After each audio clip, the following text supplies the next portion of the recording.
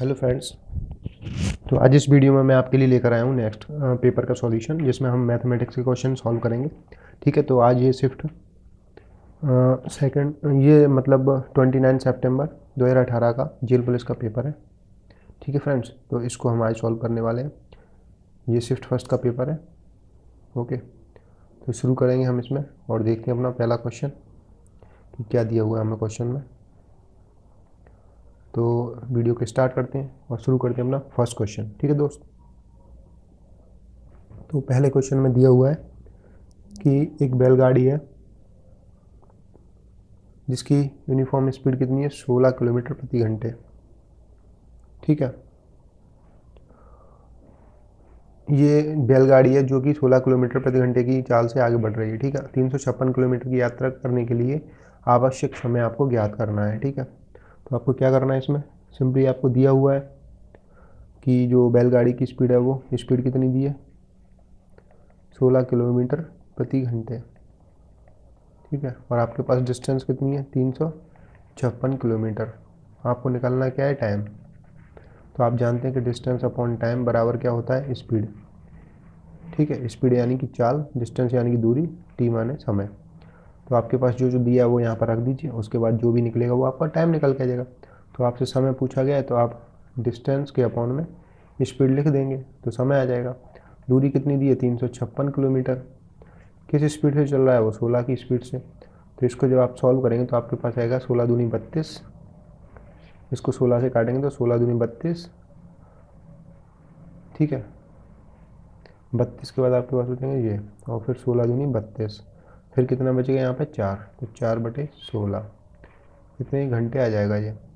इसको और काट देंगे तो 4 एकम 4, 4 चौक 16, यानी कि 22 हावर्स आ गया आपका। 1/4 घंटे है, इसको अपन मिनट में चेंज कर लेंगे तो 1/4 इंटू 60 को मल्टीप्लाई कर देंगे तो ये मिनट में आ जाएगा। तो 4 से इसको काटेंगे तो 15 हो जाएगा। तो आपका अल्टीमेटली आंसर आ गया 22 आवर्स और 15 मिनट। ठीक है दोस्तों, तो सिंपल था क्वेश्चन, कुछ ज़्यादा इसमें डिफिकल्ट नहीं था। आपको सिंपली जो दिया हुआ है 356 डिस्टेंस, उसमें आपको स्पीड से डिवाइड कर देंगे तो आपके पास क्या आ जाएगा, आपका इसके बाद आ जाएगा टाइम। तो यही हमारा आंसर है। ठीक है, 22 घंटे 15 मिनट। इसके बाद नेक्स्ट क्वेश्चन देखते हैं। तो अगला क्वेश्चन क्या बोलता है, इस पॉइंट की आपको डिस्टेंस बतानी है बाई एक्सिस से। ठीक है, तो देखिए हमारे पास दो एक्सिस होते हैं, एक एक्स एक्सिस होता है, एक बाई एक्स होता है। ये हमारा एक्स अक्ष हो गया, ये हमारा बाई अक्ष हो गया। ये हमारा माइनस का एक्स हो गया, ये माइनस का बाई हो गया। हमारा बिंदु दिया है P बराबर एक्स पे -6, बाई पे -1। तो हम सबसे पहले इस डिस्टेंस को मार्क कर लेते हैं, ये पॉइंट कहाँ पर लाई करेगा वो देख लेते हैं। देखिए, तो बाई एक्सिस पर हमें बाई एक्सिस से इसकी दूरी निकालनी है। तो इस बिंदु की बाई एक्सिस से दूरी एक तो इधर साइड होगी या एक इधर की साइड होगी। ठीक है, दोनों तरफ ही होती है। तो देखते हैं ये पॉइंट हमारा किस तरफ लाई कर रहा है। तो x की वैल्यू -6, -6 x की कहाँ पर आएगी, इधर कहीं आएगी। और y की वैल्यू -1 कहाँ पर आएगी, यहाँ पे कहीं आएगी। जब यहाँ से इन दोनों के यहाँ से हम दो लाइन आपस में जोड़ देंगे, खींच के जब इंटरसेक्ट कराएंगे तो ये बिंदु हमें जो मिलेगा, इस बिंदु का नाम होगा P, और इसके कोऑर्डिनेट्स, इसके निर्देशांक होंगे -6 -1। ठीक है दोस्तों, अब ये बिंदु आ गए तो देख रहे हो आप, ये बाई एक्सिस से इसकी दूरी यहाँ पर कितनी होगी, कितने यूनिट चला है, ये 6 यूनिट चलना पड़ा है इसको। ठीक है, तो इस तरह से हमारी बाई एक्सिस से दूरी इसकी होगी -6 जो दिया हुआ है। तो इसकी डिस्टेंस पॉजिटिव भी काउंट की जाती है, तो वो होगी हमारी यूनिट 6 यूनिट। ठीक है, 6 यूनिट हमारी इसकी डिस्टेंस हो गई। दूसरा तरीका ये है कि बाई एक्सिस पे कोऑर्डिनेट की x equals to 0, y axis की ये इक्वेशन होती है। अगर आपसे कभी पूछ लिया जाए कि बाई एक्सिस की आपको इक्वेशन बताइए, तो बाई एक्सिस की इक्वेशन होती है x इक्वल्स टू 0, क्योंकि यहाँ पर x पूरे एक्सिस पर 0 रहता है। ठीक है, इसी तरह से आपसे कभी पूछ लिया है कि x एक्सिस की इक्वेशन बता दीजिए, तो इस पर रहती है y इक्वल्स टू 0, क्योंकि इस पूरे एक्सिस पर y के कोऑर्डिनेट 0 रहते हैं। ठीक है, y का निर्देशांक 0 रहता है। तो इससे भी डायरेक्टली आप ऐसे निकाल सकते हैं कि हमारा डिस्टेंस निकालने का सूत्र होता है, अगर आपके पास पॉइंट दिया हुआ है P -6 -1, तो आपको किसी बिंदु से दूरी निकालनी है, तो वो बिंदु मान लीजिए आपके पास A, B हुआ, या कुछ भी दिया हो वो बिंदु x1 कोऑर्डिनेट हो गए, y1 हो गए उस पॉइंट के। ठीक है, और ये दूसरा जो पॉइंट दिया है उस दोनों के बीच में दूरी निकालने का सूत्र रहता है। इसके पॉइंट मान ली हमने x2 y2। ठीक, तो यहाँ पे क्या रहता है x2 माइनस x1 का whole square plus y2 minus y1 का होल स्क्वायर। ठीक है, ये हमारा फॉर्मूला रहता है दूरी निकालने का। अभी ये तो हमारे पास सिंपल दिया हुआ था माइनस के से, तो हमने काउंट कर लिए मार करके। अगर नहीं दिया हो, कुछ बड़ी यूनिट दी होगी तो अपन काउंट नहीं कर पाएंगे, तो अब इसमें हम निकालेंगे। तो देखिए हमारे पास ये इक्वेशन थी, एक तो x इक्वल्स टू 0, तो यहाँ पे x का कोऑर्डिनेट काउंट करेंगे और एक x का कोऑर्डिनेट यहाँ से लेंगे। तो हम इक्वेशन में पॉइंट की दूरी निकाल लेंगे लाइन से। तो x का एक तो कोऑर्डिनेट हो गया 0, एक कितना हो गया माइनस के 6, तो ये हमने कर दिया 6, 0 माइनस के 6, और इसका कर देंगे होल स्क्वायर। बाई का कोऑर्डिनेट इस पर है नहीं, तो बाई के कोऑर्डिनेट को हम लेंगे ही नहीं इस पर। तो ये दूरी निकल के आ जाएगी हमारी 6 का स्क्वायर, क्योंकि माइनस से माइनस प्लस हो जाएगा और इसका स्क्वायर करेंगे, तो यहाँ से हमारी कुल दूरी निकल जाएगी 6 यूनिट। तो ये हमारी इस तरीके से भी दूरी निकालने का फॉर्मूला हो जाता है। ये मेन फॉर्मूला है जो आप याद कर सकते हैं। दो बिंदुओं के बीच में दूरी अगर निकालना हो, बिंदु दिए होंगे आपको x1 कॉमा y1 और दूसरे बिंदु दिए होंगे x2 कॉमा y2, तब आप इन दोनों के बीच में दूरी निकालना चाहें तो इस तरह से निकाल सकते हैं। ये आपका सूत्र है। ठीक है दोस्तों, तो अगला क्वेश्चन देखते हैं। यदि एक कैंडी बार का वजन 40 ग्राम है, यानी कि एक चॉकलेट का वजन कितना है आपका 40 ग्राम। ठीक है, और 1 किलो के थैले में कितनी कैंडी बार होंगी ये आपको बताना है। ये 4 किलो के थैले में आपकी कितनी कैंडी होंगी, ये 4 किलो का एक बैग है। तो दोस्तों 4 किलो को हम ग्राम में बदल देंगे तो 1000 का गुणा कर देंगे, तो ये 4000 ग्राम आ गए। ठीक है, और ये बैग हो गया आपका। इसमें 40 ग्राम, जैसे मान लीजिए कि n चॉकलेट्स हैं, ठीक है, और 40 ग्राम एक चॉकलेट का वजन है, तो ये टोटल चॉकलेट्स 4000 ग्राम के बराबर होनी चाहिए ना। और हमें ये n नंबर ऑफ़ चॉकलेट्स निकालना है, तो हम क्या करेंगे, एक चॉकलेट के वजन से इसमें भाग दे देंगे, तो हमारी टोटल नंबर ऑफ़ चॉकलेट्स आ जाएंगी। तो ये ग्राम से ग्राम कैंसिल हो गया, 0 से 0 कैंसिल हो गया, 4 से इसमें भाग देंगे तो ये 100 बढ़ जाएगा, यानी दोस्तों 100 चॉकलेट्स हैं उसमें। ठीक है, आंसर हो गया ये हमारा n इक्वल्स टू 100 चॉकलेट हो गया। ठीक है दोस्त, तो इस तरह से करना है। ठीक है दोस्तों, तो ये हमारा क्वेश्चन कंप्लीट हो चुका है। इसके बाद नेक्स्ट क्वेश्चन देखते हैं। नेक्स्ट क्वेश्चन में हमें क्या दिया हुआ है। देखिए दोस्तों, ये हमारा नेक्स्ट क्वेश्चन है। इसमें क्वेश्चन दिया है कि एक व्हेल है, जो शार्क व्हेल जिसको बोलते हैं, वो किस स्पीड से ट्रैवल करती है, 5 किलोमीटर प्रति घंटे की रफ्तार से तैरती है, यानी कि उसकी स्पीड दी है हमें 5 किलोमीटर पर हावर। ठीक है, तो बताना है कि वो 3 घंटे में कितना चलेगी। तो दोस्तों ये बहुत ईजी सा क्वेश्चन है कि 1 घंटे में वो 5 किलोमीटर चलती है। ठीक है ना, स्पीड के का मतलब यही तो है कि 1 घंटे में वो 5 किलोमीटर चलती है, तो 3 घंटे में कितनी चलेगी वो 5 × 3, यानी कि 15 किलोमीटर। इजी क्वेश्चन था दोस्तों ये। ठीक है, हमारा आंसर हो गया। तो ये 3 घंटे में कितना चलेगी 15 किलोमीटर। इस टाइप के क्वेश्चन भी वो पूछ लेते हैं कभी कभी। ठीक है ना, अगला करते हैं अब इसके बाद क्वेश्चन नंबर 5। तो इसमें क्या दिया हुआ है कि प्रीति अपनी यात्रा का 40% पैदल और शेष बस द्वारा तय करती है। ठीक है ना, तो ये एक प्रीति है। प्रीति ने अपनी पैदल और बस, यानी पैदल यानी फुट और बस यानी कि बस से 40% वो पैदल चलती है, शेष यानी कि 60% वो बस से चलती है।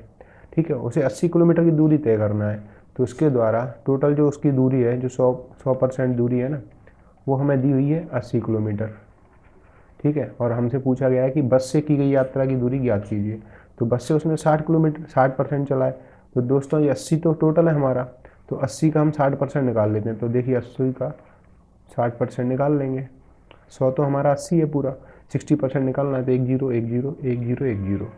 ठीक है, तो ये हमारी दूरी निकल के आ जाएगी यहाँ से 48 किलोमीटर। ठीक है ना दोस्त, क्योंकि हमारे 80 का हमें 60% निकालना है, तो वो ऐसे ही तो लिखते हैं हम। ठीक है, 1 0 से 1 0, 2 0 से 2 0, ये इस तरह से कट कर दिया हमने, और यहाँ पे हमें मिलेगा 48 किलोमीटर्स। ये हमारा बस से चली हुई दूरी है। ठीक है, तो ये भी सिंपल क्वेश्चन था, ये भी हमने बना लिया। इसके बाद नेक्स्ट क्वेश्चन है, यहाँ पे दिया गया था कि उसने पैदल चला 40% और बस से चला 60%, कुल दूरी कितनी थी उसकी 80 किलोमीटर। सिंपल इजी क्वेश्चन था। अगला क्वेश्चन देखते हैं। इस क्वेश्चन में पूछा गया है कि एक कक्षा में 50 छात्रों का प्रतिनिधित्व करने के लिए एक सेब का उपयोग किया जाता है, तो 225 छात्रों का प्रतिनिधित्व करने के लिए कितने सेबों की आवश्यकता रहेगी। तो दोस्तों 50 स्टूडेंट, एक सेब यानी कि एक एप्पल, ठीक है। एक स्टूडेंट कितना एप्पल रिप्रेजेंट करेगा, 1/50 सेब, ठीक है। और आपको 225 स्टूडेंट रिप्रेजेंट करने हैं, तो आप क्या करेंगे, 225 के लिए 1/50 इंटू 225 का गुणा, और यहाँ से जो एप्पल निकल के आएंगे वही आपका आंसर होगा। तो इसको सॉल्व कर लेते हैं। 25 से काट देंगे, 25 दूनी 50, 25 से इसको काटें 25 हटे 200, ठीक है। और 25 एकम 25। इसको कैसे काटते हैं, 25 से ना काटते हुए इसको आसानी से काटते हैं, 2 से काटा तो ये 25 आ गया। इसको सॉरी 5 से काट देते हैं। हमने इसको जब 5 से काटेंगे, एक बार मैं इसको इरेज कर देता हूँ, ठीक से काटना बता देता हूँ। इसमें इजी सा क्वेश्चन है, ठीक है। हमने इसको किस तरह से काटना है, देखिए हमारे 225 स्टूडेंट थे दोस्तों। 225 स्टूडेंट के लिए कितने एप्पल आएंगे रिप्रेजेंट करें, तो 1/50 तो रहेगा ही, इसमें 225 से गुणा कर देंगे। अब इसको 5 से काट देंगे, 5 × 50, 5 चौके 20, 5 25, ठीक है। 10 से इसको और भाग दे देंगे, 4.5 आएगा हमारा, यानी कि 4.5 एप्पल से हम इनको 225 स्टूडेंट को रिप्रेजेंट कर देंगे। यही हमारा आंसर है दोस्तों, ठीक है। अब करना क्या है, इसके आगे वाला क्वेश्चन करेंगे। नेक्स्ट क्वेश्चन हम देखते हैं। चलिए, एक पैकेट दिया हुआ है, ठीक है, जिसमें 14 पात्र हैं। एक पात्र में 8 कैप्सूल आते हैं। जैसे कि मान लीजिए एक पैकेट आपका, इसमें आपके 14 पात्र हैं, ठीक है। एक पात्र है आपका, इसमें आपके 8 कैप्सूल हैं, और टोटल कैप्सूल हमारे पास कितने हैं, 23,520, 23,520 ये हमारे कैप्सूल हैं टोटल। अब आपसे क्या पूछा गया कि पात्र में कैप्सूल पैक करने के लिए कितने पैकेटों की आवश्यकता रहेगी। तो दोस्तों देखिए, सबसे पहले अपन पात्र बनाएंगे, फिर उसके बाद हम पात्रों का पैकेट बनाएंगे। तो हमें यानी कि एक नंबर ऑफ पात्र निकालना है कि कितने पहले पात्र बनेंगे। तो एक पात्र में 8 कैप्सूल होते हैं, तो 8 से उसमें हम भाग दे देंगे पहले। तो 8 से डिवाइड किया, 2 3 5 2 0 में, तो देख लीजिए क्या आएगा, 8 दूनी 16, 16 के बाद 7 बचे, 8 9 72, 72 के बाद 3 बचे, 8 चौक 32 और 0। ये क्या आ गए, हमारे पात्र आ गए। कैप्सूल से जस्ट बड़ी इकाई क्या है, पात्र है।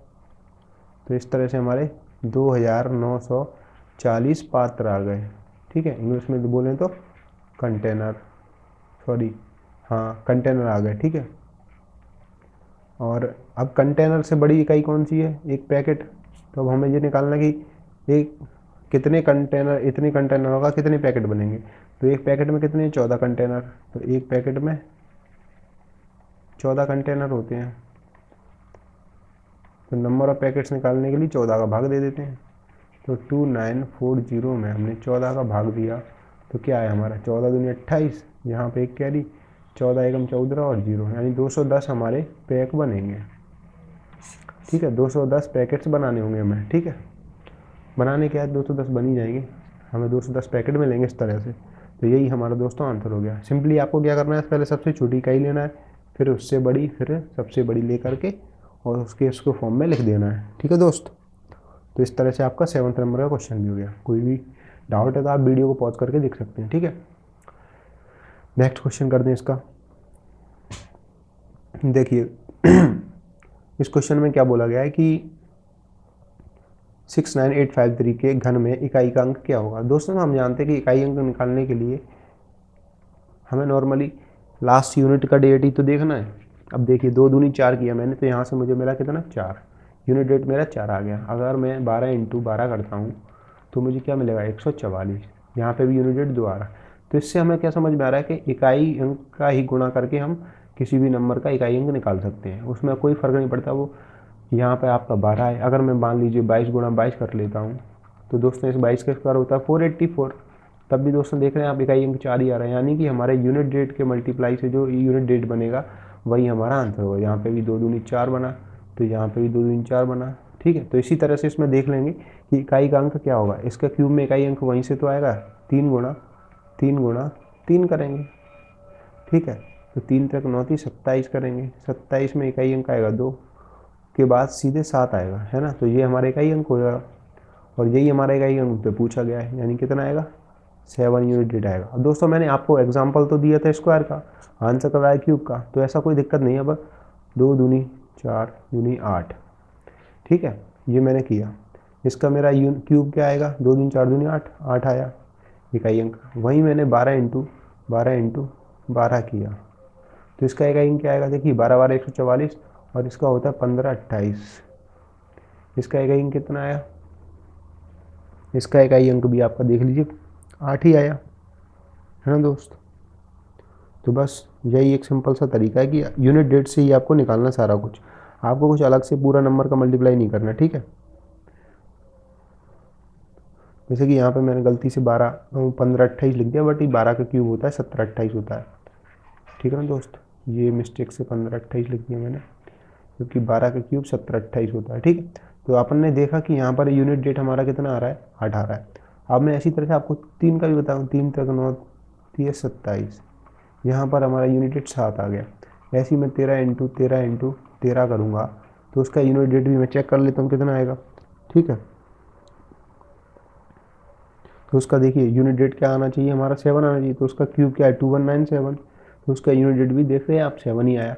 यानी कि हमारा यूनिट डेट से ही मल्टीप्लाई करके हमारा आंसर आ जाएगा, हमें पूरा मल्टीप्लाई निकालने की रिक्वायरमेंट ही नहीं है ना, ना पूरा क्यूब निकालने की। तो अगर हम सिंपली यूनिट डेट चेक कर लेते हैं इकाई अंक का आपस में गुणा करके, तो वही हमारा आंसर का भी इकाई अंक रहेगा। समझ में आ गया होगा मेरे हिसाब से, आई होप। अगर आपको कोई भी डाउट्स रहता है तो आप कमेंट में अपना डाउट पोस्ट कर सकते हैं, ठीक है। मैं आपका वीडियो के कमेंट्स सारे चेक करता हूँ, ठीक है, और उनके आपके डाउट्स क्लियर करूँगा। अगला क्वेश्चन देखते हैं दोस्त। तो देखिए इस क्वेश्चन में पूछा गया है कि चर सहित सही समीकरण का चयन करें, यानी कि हमें करेक्ट इक्वेशन बतानी है जो एक वेरिएबल से बनती हो। तो इक्वेशन बनने के लिए सबसे पहली कंडीशन ये है कि वो इक्वल हो किसके, जीरो के, है ना। इस तरह का फॉर्म लिखा हो, ax plus b y plus c equals to zero, इस तरह का फॉर्म लिखा हो, उसका इक्वल्स टू जीरो होना चाहिए, तभी आपका वो इक्वेशन माना जाएगा, ठीक है। अब देख लेते हैं इसमें क्या करेंगे दोस्त। तो देखिए यहाँ पर इक्वल का साइन लगा हुआ है, नहीं लगा, यहाँ पर इक्वल का साइन है, नहीं है, यहाँ पर इक्वल का साइन है, यहाँ पर इक्वल का साइन है, नहीं है। तो ये हमारी तीनों इनइक्वलिटीज़ हैं, ठीक है, बट इक्वेशन सिर्फ हमारी यही है। तो हम इसमें आंसर मार्क करेंगे कि सिर्फ हमारी इक्वेशन 3rd नंबर का ऑप्शन है, ठीक है। तो ये तरीका है इस तरह से करने का। तो हमें मालूम है कि इक्वेशन का रिप्रेजेंटेशन किस तरह से करते हैं, कि इक्वेशन में वेरिएबल एक साइड लिखने के बाद उसको इक्वल्स टू जीरो कर देते हैं। ये हमारी जो कांस्टेंट टर्म है एक्स और वाई, यहाँ पे हमारे वेरिएबल्स हैं, ठीक है, और ये इनके कोएफिशिएंट है एक्स और वाई के। सी एक कांस्टेंट टर्म है, जैसे कि मान लीजिए 1 2 3 4 5 डॉट डॉट डॉट। इसके बाद नेक्स्ट क्वेश्चन देखते हैं दोस्तों, ठीक है। तो हमारा नेक्स्ट क्वेश्चन है, इस तरह का क्वेश्चन दिया है। तो इसमें क्या रहता है दोस्तों, ये सिस्टम ऑफ लीनियर इक्वेशन है, यानी कि रेखिक समीकरण की प्रणाली है। तो इसमें आपको क्या बताना है कि इसका अद्वितीय हल निकलेगा, उस केस में के का मान क्या होगा। इन इक्वेशन में देखिए के अलग से लिखा हुआ है, के अलग से लिखा हुआ है, तो वो चाहते हैं कि के का मान बताइए जिसके लिए वो अद्वितीय हल हो, ठीक है। तो देखो दोस्तों, हम जानते हैं कि इस इक्वेशंस में इसके 3 प्रकार होते हैं, जिसमें से पहला प्रकार ये अभी मैं करा रहा हूँ।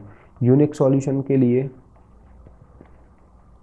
कंडीशन होती है, जैसे आपके पास 2 इक्वेशन आपको दी गई होंगी इस तरह से, a1x b1y equals to c1 और a2x b2y equals to c2, ठीक है। ये 2 इक्वेशन हो गई। तो इसमें आपको अगर यूनिक सॉल्यूशन है, पहले केस में यूनिक सॉल्यूशन है यानी कि अद्वितीय हल है, तो उसके लिए आपकी कंडीशन क्या होगी, a1 upon a2 not equals to a2 upon b2 not equals to c2 upon,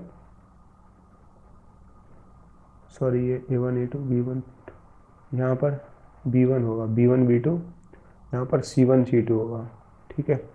इस तरह से लिखना है। तो a1 अपॉन a2 का रेशियो नहीं बराबर होगा किसके, b1 अपॉन b2 के, और वो भी नहीं बराबर होगा किसके, c1 अपॉन c2 के, ठीक है ना। तो ये हमारे यूनिक सॉल्यूशन की कंडीशन है। तो इस तरह से हमारा होना चाहिए। देखो क्या होगा, यहाँ पर A1 क्या होगा हमारा, कंपेयर करेंगे तो 2 हो जाएगा। A2 क्या होगा हमारा, 5 हो जाएगा। ये किसके बराबर नहीं होना चाहिए, B1 के रेशियो अपॉन B2 के रेशियो के, B1 अपॉन B2 के बराबर नहीं होना चाहिए। तो इसको देख लेते क्या होगा, 2K नॉट इक्वल टू 15। तो K की वैल्यू कह रहा है कि नहीं आनी चाहिए 15/2। ठीक है, K की वैल्यू 15/2 नहीं आनी चाहिए, तो आपका ये अद्वितीय हल होगा, अन्य सभी बस वैल्यूज पे। ठीक है दोस्त, तो एक चीज़ और, हाँ एक चीज़ इसमें क्या रहती है कि जो यूनिक सॉल्यूशन होते हैं, अद्वितीय हल होते हैं, तो वो दो लाइन के इक्वेशन को रिप्रेजेंट करते हैं। मान लीजिए आपकी लाइन है, ठीक है, अब आपको इसमें दिखाना है कि हमने 2 लाइन खींची थी, एक लाइन ये हमारी हो गई, ठीक है, एक लाइन हमारी ये हो गई। अद्वितीय हल होगा तो उसका एक इंटरसेक्शन पॉइंट होगा। इंटरसेक्शन पॉइंट यानी कि प्रतिच्छेद बिंदु होगा, जैसे कि इन दोनों लाइन में बन गया था। तो इन दोनों लाइन का ये प्रतिच्छेद बिंदु जो होगा वो इनका सॉल्यूशन माना जाता है। एक्स और वाई के वो कोऑर्डिनेट्स होंगे, तो वही इसका सॉल्यूशन माना जाएगा। ठीक है ना दोस्तों, तो यूनिक सॉल्यूशन वाली लाइंस को हम क्या कहते हैं, इंटरसेक्टिंग लाइंस। इंटरसेक्टिंग लाइंस, और हिंदी वालों को मैंने बता दिया, अद्वितीय हल के लिए प्रतिच्छेद रेखाएं होती हैं, इनको बोलते हैं प्रतिच्छेदी रेखाएं। प्रतिच्छेदी रेखाएं, ठीक है ना। तो ये हो गए हमारे क्वेश्चन नंबर 10 बी कंप्लीट। इसके बाद अपन को नेक्स्ट क्वेश्चन देखना है, मिड पॉइंट निकालना है -4 और 2 के बीच में। दोस्तों मिड पॉइंट क्या होता है, बीचों बीच आने वाला, ठीक है ना। तो मिड पॉइंट का मतलब यही तो होता है, मान लीजिए 1 2 3 4 5 6 और 7, आपसे पूछा गया कि इसका मिड पॉइंट बताइए, 3 इधर से छोड़ेंगे 3 इधर से छोड़ेंगे, बीच वाला मिड पॉइंट हो जाएगा। इसी तरह से उसने हमसे मिड पॉइंट निकालने के लिए बोला गया। मिड पॉइंट नॉर्मली लास्ट के एक्सट्रीम एंड्स को जोड़ करके आधा करने पर भी मिल जाता है। तो देखिए इसमें क्या रहेगा, उसने हमसे पूछा है कि -4 और -2 के बीच में मध्य बिंदु निकालिए। तो मैंने क्या बताया कि लास्ट के एंड पॉइंट्स को जोड़ के भी आधा करने पर हमें मिड पॉइंट मिल जाता है। तो मिड पॉइंट की वैल्यू क्या निकालेंगे, इस तरह से ही, मिड पॉइंट बराबर -4 + 2 बटे में 2, है ना। मिड पॉइंट निकालना है तो अपॉन में 2 लिख देंगे। तो यहाँ से आप सॉल्व करेंगे तो -2/2 यानी कि -1। ठीक है, तो -1 अपना मिड पॉइंट आ गया, यही हमारा आंसर हो गया। इसके बाद नेक्स्ट क्वेश्चन देखते हैं।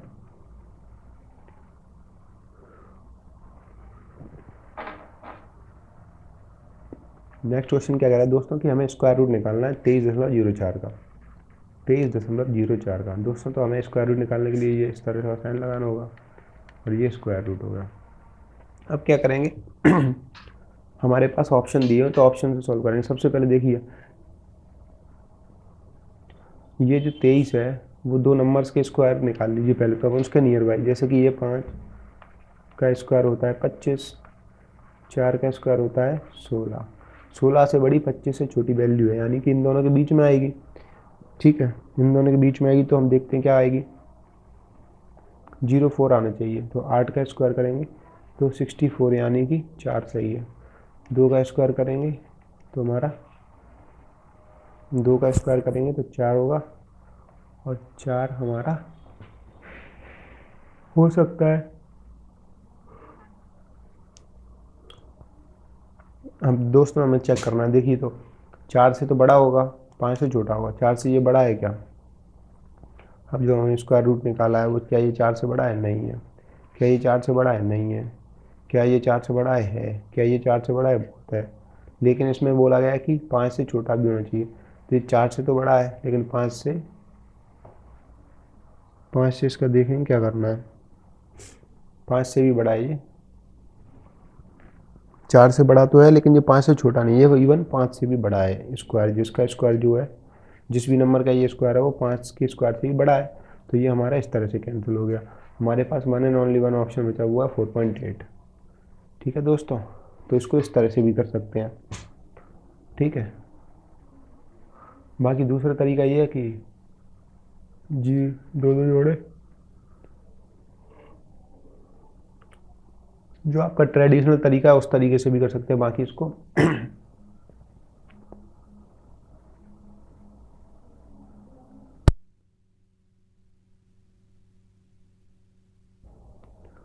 तो दोस्तों हम इसमें क्या कर रहे थे, अभी चेकआउट कर रहे थे कि ऑप्शन से कैसे इसको मार्क करेंगे, ठीक है ना।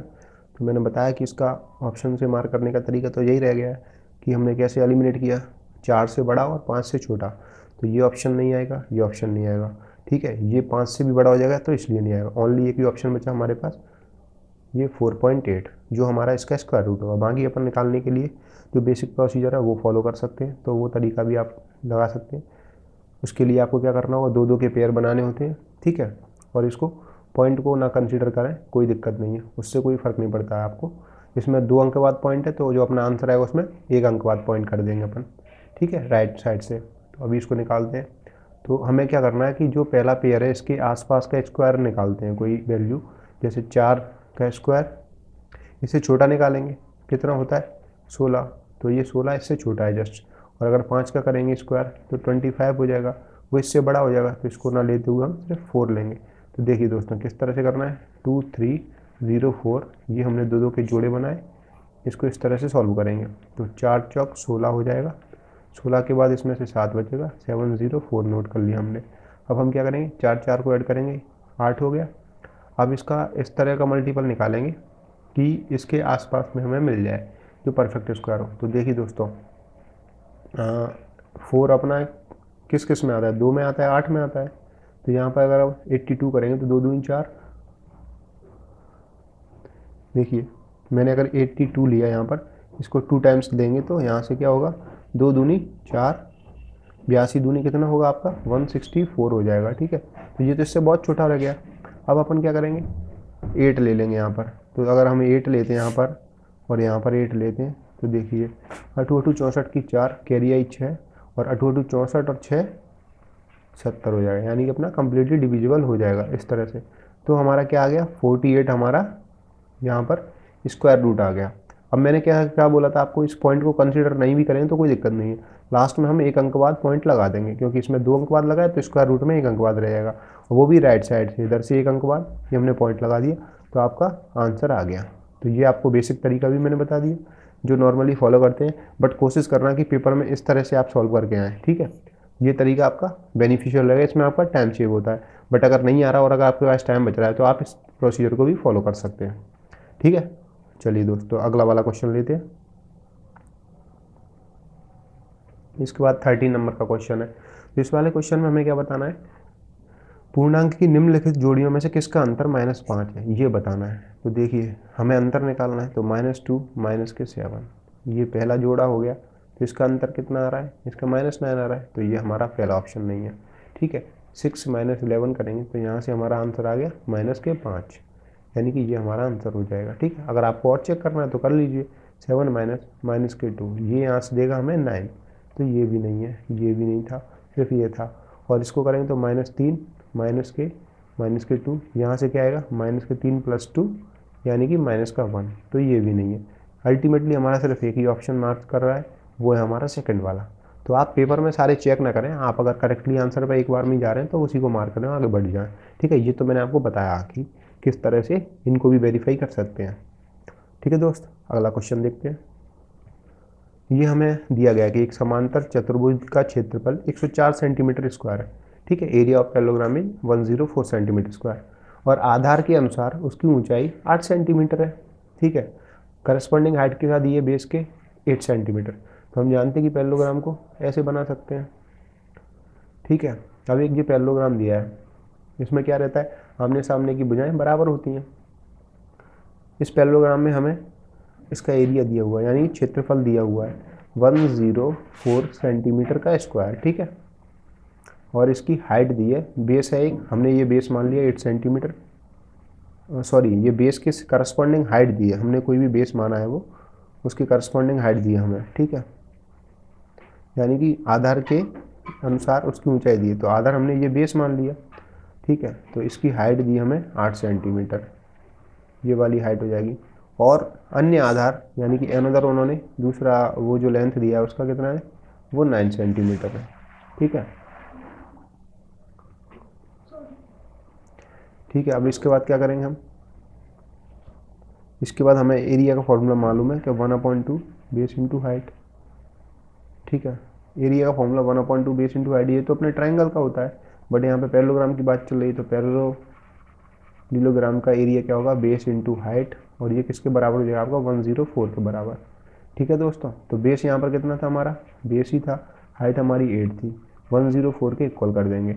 अब यहाँ से हमारा बेस निकल के आ जाएगा 104, इसमें 8 से भाग दे देंगे, तो 8 एकम 8, और यहाँ पे कितना बचेगा 2, तो 8 की 24, यानी कि हमारा एक बेस आ गया 13। ठीक है, सिंपली हमने पैरेललोग्राम के एरिया क्या लगाया, आधार इंटू ऊंचाई, ये हमारा एरिया का फॉर्मूला था, और 104 में इसको हमने भाग दिया तो 13 आ गया 8 से, तो हमारा बेस निकल के आ गया 13 सेंटीमीटर। अब हमें उसने क्या पूछा है कि आपको इसकी परिधि याद करनी है, तो दोस्तों ये हमारा निकल के आ गया 13 सेंटीमीटर, और ये हमें दिया ही था 9 सेंटीमीटर, तो अगर 13 और 9 को जोड़ेंगे तो दोस्तों कितना रहेगा, 22 रहेगा, और हम जानते हैं कि ये भी 13 रहेगा, इसका ये भी 9 सेंटीमीटर रहेगा, यानी कि आमने सामने की भुजाएं बराबर हो जाएंगी पैरेललोग्राम में। तो इस तरह से हमारा टोटल कितना निकल के आ गया इसमें, 2 इंटू 22 इक्वल्स टू 44। पैरेललोग्राम का पैरामीटर वैसे क्या होता है, L प्लस B। ठीक है, लेंथ एक आ गई, दूसरी लेंथ हमारी ये आ गई, इस तरह से हमारा 44 आंसर आ गया। ठीक है ना, तो आपको कुछ नहीं करना है, आपको इसका पहला सूत्र मालूम होना चाहिए कि एक समांतर चतुर्भुज का क्षेत्रफल निकालने के लिए हमें आधार गुणा ऊंचाई चाहिए होती है, जो आधार दिया उसी करस्पॉन्डिंग हाइट चाहिए। तो हमारा ये आधार हमने माना निकाल लिया था, इसके करस्पॉन्डिंग हाइट हमको दी थी। ठीक है, और दूसरी हमें हाइट, दूसरा आधार दिया इसके अनुसार, तो हमने दोनों को जोड़ा और उसका दोना कर दिया, तो हमारा एक परिधि निकल के आ गई। और ये बेस इंटू हाइट को किसके बराबर किया था हमने, 104 के बराबर किया था। ठीक है, इसकी रिक्वायरमेंट नहीं है यहाँ पर। ठीक है दोस्तों, तो समझ में आया आपको। अब करते हैं इसके बाद नेक्स्ट क्वेश्चन। हमें इस क्वेश्चन में क्या बोला गया है कि आपको निम्नलिखित में से कौन सा 6x/² - 11 में x का गुणांक है। तो दोस्तों देख रहे हैं आप, इसमें हमें गुणांक निकालना है, जैसे कि x का कोफिशिएंट होता है ना इक्वेशन में, ax + by = c। इस इक्वेशन में x का कोफिशिएंट a होता है, इसी तरह से इस इक्वेशन में आपको इसमें जो एक्सप्रेशन दिया है इसमें आपको x का कोफिशिएंट निकालना है, गुणांक। तो देखिए हम इसमें पहले x एक साइड लिख लेंगे, 6/² को ऐसे लिख लेंगे -11। तो देखिए ये x है और इसका गुणांक क्या हो जाएगा, 6/²। तो ये हमारा दोस्तों आंसर हो गया। बस इतना सा पूछा गया है, तो यहाँ पर हम मार्क कर देंगे 6/² इसका गुणांक हो जाएगा। समझ में आए ना बात। तो वेरी इजी क्वेश्चन है, बस थोड़ा सा आपको चीज़ें मालूम होनी चाहिए, तो बड़े आसानी से आप इनको बना सकते हैं, कोई दिक्कत नहीं आएगी आपको पेपर में भी। ठीक है, अगला क्वेश्चन देखते हैं। इसमें क्या दिया हुआ है आपको, एक ड्रम दिया है जो 2/3 हिस्सा फुल है। ठीक है, तो दोस्तों जब 2/3 हिस्सा फुल है तो 1/3 हिस्सा एम्प्टी होगा। ठीक है, अब वो क्या कह रहा है कि 50 लीटर और ज़रूरत पड़ती है ड्रम को भरने के लिए, और अधिक 50 लीटर की आवश्यकता है। तो देखिए 2/3 हिस्सा तो फुल ही है, जो खाली है उसी की तो वैल्यू दी है कि 1/3 हिस्से को भरने के लिए 50 लीटर की आवश्यकता है। तो आपको ड्रम की क्षमता बतानी है। देखिए दोस्तों 50 लीटर 1/3 के बराबर है। ठीक है, हमें 1/3 जो ड्रम है उसकी वैल्यू दी है 50 लीटर, और हमें कुल ड्रम की निकालनी है, बट एक ड्रम की वैल्यू। तो इसको क्या कर देंगे, 50 में 3 का गुणा कर देंगे दोस्तों, तो ड्रम की कुल कैपेसिटी आ जाएगी। ठीक है, 1/3 हिस्सा ड्रम का कितने के बराबर होता है, 50 लीटर के, क्योंकि इतने की ही तो कमी रहती है उसको फिल करने के लिए। तो यहाँ से हमारे पास टोटल ड्रम की कैपेसिटी आएगी 150 लीटर। ठीक है दोस्तों, तो ये हमारा आंसर हो गया। इसमें भी कोई डिफ़िकल्ट चीज़ नहीं थी, ये भी सिंपल क्वेश्चन था। नेक्स्ट क्वेश्चन देख लेते हैं। इस क्वेश्चन को सिंप्लीफाई करना है। ये भी बेसिक क्वेश्चन पूछे गए हैं जेईई पुलिस के पेपर में, बस एक ही पेपर इसका टफ आया था, वो भी हम आगे करने वाले हैं। इसको सिंप्लीफाई करना है तो सबसे पहले लिख लेंगे। ठीक है, और फिर क्या करना है, 5/2 × 3/7। तो देखिए दोस्तों इधर इधर बोर्ड मास रूल से पहले इसको सिंप्लीफाई कर लीजिए, फिर इसको सिंप्लीफाई कर लीजिए, क्योंकि ये ब्रैकेट्स में दिए हुए हैं। तो ये कितना आएगा, 3 3 या 9 -14। यहाँ पर इस ब्रैकेट में क्या आएगा, 5 3 15/14, 15/14। इसका हमने लिया एलसीएम, तो एलसीएम हो गया हमारा 14, -9 + 15। यहाँ से आपको कितना मिलेगा, 6/14। यानी कि इसको फर्दर सिंप्लीफाई किया तो कितना आएगा, 2 3 6 2 7 14, यानी कि 3/7 आपका आंसर हो जाएगा दोस्तों। ठीक है ना, कुछ इसमें करना नहीं है, बहुत ही ईजी क्वेश्चन था, सिंपल सी आपको चीज़ें सॉल्व करनी है और बड़े आसानी से इसको हल कर पाएंगे आप। तो 3/7 इसका हमारा एक्चुअल में आंसर दिया हुआ है। ठीक है, अगला क्वेश्चन देख लेते हैं।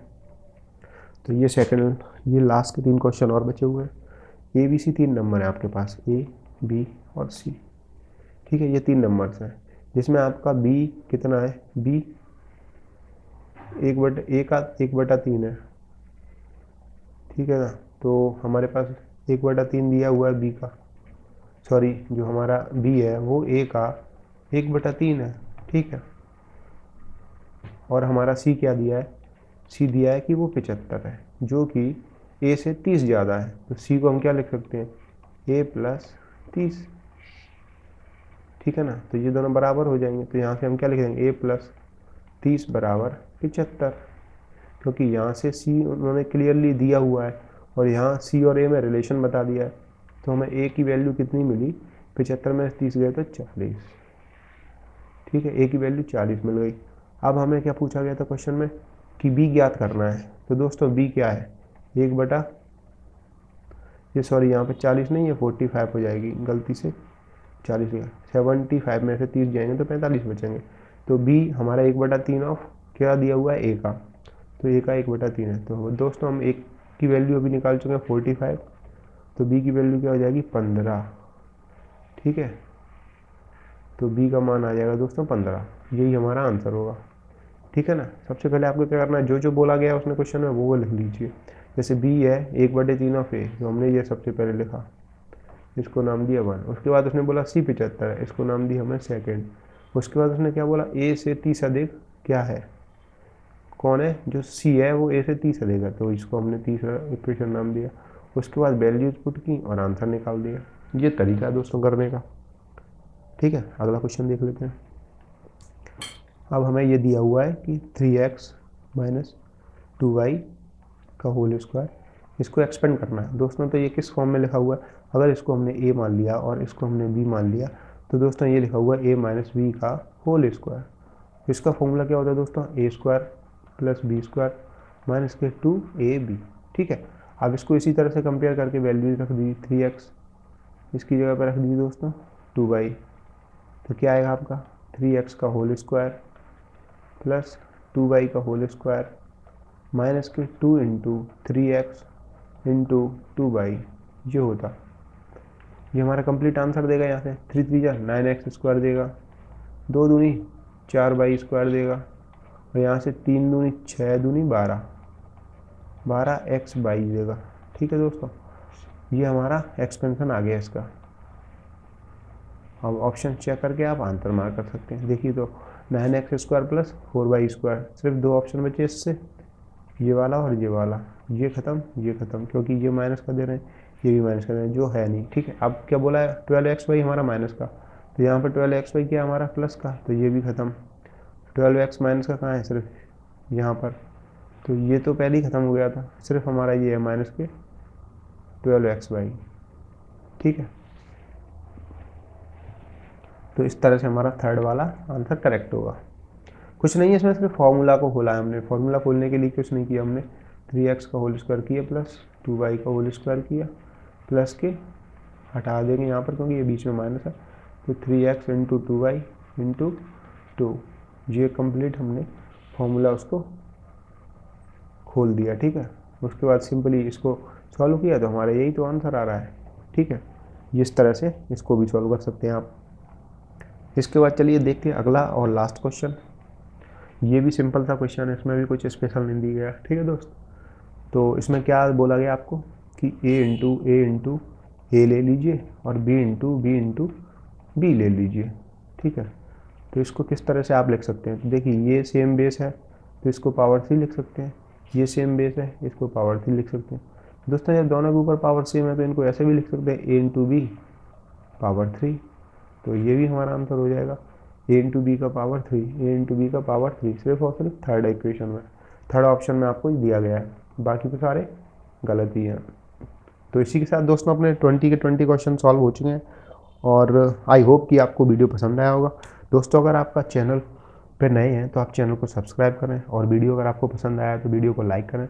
अपने फ्रेंड्स के साथ वीडियो को शेयर करें जिससे उन्हें भी इस चीज़ का बेनिफिट मिल पाए। ठीक है, अभी ये हम जेल पुलिस के पेपर सॉल्व कर रहे हैं, 4 पेपर और रह गए, इसके बाद वो सारे कंप्लीट करने के बाद हम MP पुलिस कांस्टेबल के सारे पेपर लगाएंगे। ठीक है दोस्त, तो मिलते हैं अगले वीडियो में, तब तक के लिए बाय बाय, जय हिंद।